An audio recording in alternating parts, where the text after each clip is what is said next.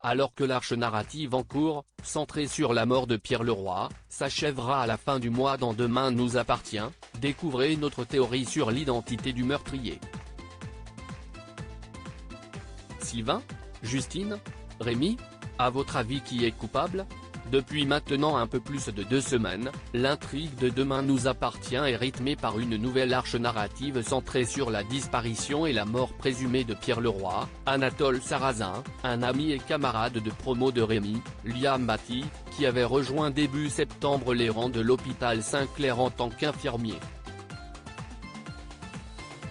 Présenté comme un dragueur invétéré, Pierre a tenté de violer Soraya, Kenza Saibi Couton, la petite amie de Rémi, peu de temps avant de disparaître et a donc fait de Rémi le premier suspect ou désigné d'une possible vengeance.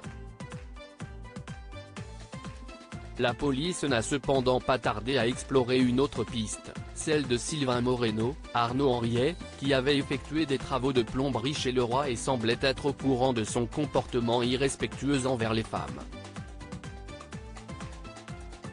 De plus, il était bientôt révélé que Sylvain entretenait une liaison avec Mila, une camgirl qui travaillait pour Pierre et que Sylvain semblait vouloir protéger à tout prix. Quitte à tuer celui qui la poussait à se prostituer et qui aurait pu être violent avec elle?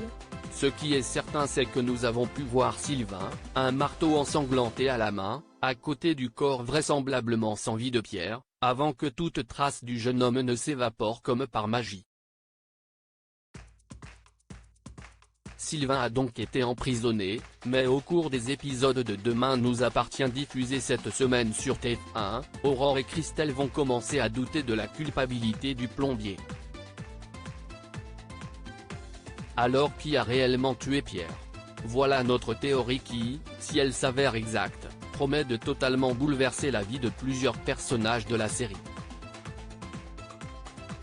En partant du principe que Sylvain est innocent, la production n'ayant probablement pas envie de faire exploser un peu plus la famille Moreno et de se passer d'Arnaud Henriet, que Rémi pourrait encore être coupable mais que les scénaristes semblent être passés à autre chose, et que Mila ne cherchait qu'à soutirer de l'argent à Sylvain en lui faisant croire que Pierre la menaçait, un coupable finalement assez évident se détache, Justine, Laura Mathieu.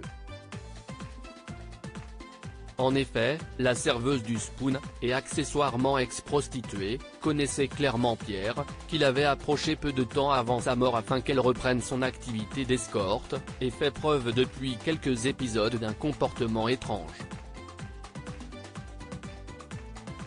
Très intéressée par l'avancée de l'enquête et en même temps très mal à l'aise lorsqu'il s'agit d'évoquer Pierre ou les divers suspects, Justine a fini par faire un malaise la semaine dernière, mis sur le dos du stress et de sa crainte que son passé soit découvert par sa mère et par sa fille. Et justement, et si c'était cette peur de voir son passé ressurgir qui l'avait poussé à tuer Pierre dans un accès de colère? Justine somatiserait ainsi sa culpabilité d'avoir assassiné Pierre pour l'empêcher de révéler son passé d'escorte à Françoise et Colline.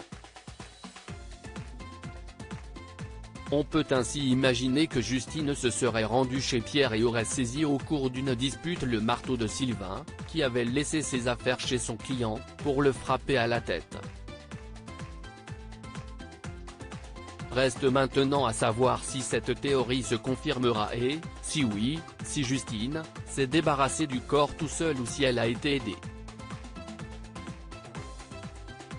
Par Tristan? Par Mila, qu'elle connaît aussi grâce au site de Camgirls? Ou par Sylvain qui aurait eu peur d'être accusé à tort du meurtre? Heureusement, les réponses ne devraient plus tarder à arriver. Mais si Justine est réellement coupable du meurtre de Leroy, la vie de Tristan promet de voler en éclats.